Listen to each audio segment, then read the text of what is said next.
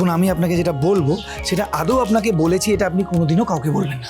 কি বিষয়ে কথা বলতে চাও সেই টপিকটা বলো। টপিকটা হলো ওই ভালোবাসা। কি হলো, তোমার মুখটা এরকম আমসি হয়ে গেল কেন? দেখে মনে হচ্ছে যেন সদ্য সদ্য ব্রেকআপ হয়েছে।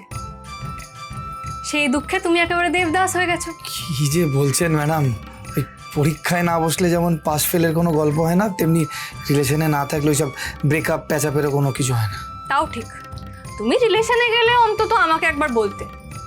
কি বলতে, তাই তো? হ্যাঁ ম্যাডাম, অবশ্যই বলতাম, কিন্তু এসব প্রেম ভালোবাসা না, এসব আমার জন্য নয় ম্যাডাম। আমার এইসবে আমি কিছুই বুঝি না। যারা এসব কথা বেশি বেশি করে বলে তারাই কিন্তু লুকিয়ে লুকিয়ে প্রেম করে। হ্যাঁ, আর আমার মনে হচ্ছে তুমিও তাই করছো। কিন্তু মেয়েটাকে শুনি। না না ম্যাডাম, সত্যি কেউ নেই বললাম তো। আর ম্যাডাম আপনি ছাড়ুন তো, আপনার টপিকটা চেঞ্জ করি। কোথা থেকে কথা শুরু করেছিলাম, কোথায় চলে এলাম? আমি আপনাকে যেটা বলছি আপনি সেটা শুনুন ম্যাডাম। আপনি এবার থেকে এখানে আসতে হলে আমাকে ফোন করবেন, আমি আপনাকে গিয়ে নিয়ে আসবো। আপনি এইভাবে একা একা আসবেন কেন? আসবো না, বেশ করবো, আসবো, যতবার ইচ্ছা ততবার আসবো। তুমি কি একা থাকো এই বাড়িতে নাকি? এখানে আমার বন্ধু বৃষ্টিও থাকে, আমি ওর সাথে দেখা করতে আসবো। তুমি কে আমার বাধা দেওয়ার? ম্যাডাম আমি আপনাকে বাধা দিচ্ছি না, আমি তো শুধু। ম্যাডাম এক্ষুনি আপনি কি বললেন? বললাম বললাম আমি যতবার খুশি ততবার আসবো। আরে সেটা নয় ম্যাডাম, তারপরেই কি বললেন? তারপর তারপর আমি বললাম তুমি কে আমাকে বাধা দেওয়ার? না ম্যাডাম, এই দুটোর মাঝখানে কি বললেন? কি দূর বাবা, আগে পেছে মাঝখানে আমি না কিছু বুঝতে পারছি না। ম্যাডাম আমি আপনাকে সব বুঝিয়ে বলছি, শুধু তার আগে আপনি আমাকে একটা কথা দিন, যে আমি আপনাকে যে প্রশ্নটা করব আপনি তার উত্তর আমাকে ঠিকঠাক দেবেন তো? কিসের উত্তর? আগে প্রশ্নটা তো বলবে। বলছি ম্যাডাম, কিন্তু এখানে বলা যাবে না, আপনি আমার সঙ্গে আসুন। আবার কোথায় যাও? আরে আসুনই না, আসুন আসুন ম্যাডাম। হ্যাঁ ম্যাডাম এখানে আসুন, এখানে আমাদের কথা কেউ শুনতে পাবে না। কিন্তু শুনতে পেলে চাপটা কি?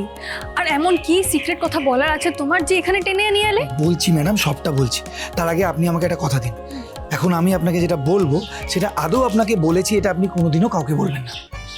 ওরে বাবারে, কে কি বলছে কাকে বলবে না, আমার তো মাথাটা পুরো গুলিয়ে যাচ্ছে। একটু ঝেড়ে কাশো না শুভ।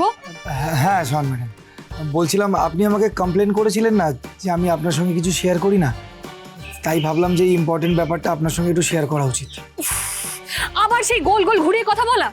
পয়েন্ট পেয়ে আও শুভ, কি বিষয়ে কথা বলতে চাও সেই টপিকটা বলো। হ্যাঁ ম্যাডাম, টপিকটা হলো ওই ভালোবাসা। ভালোবাসা?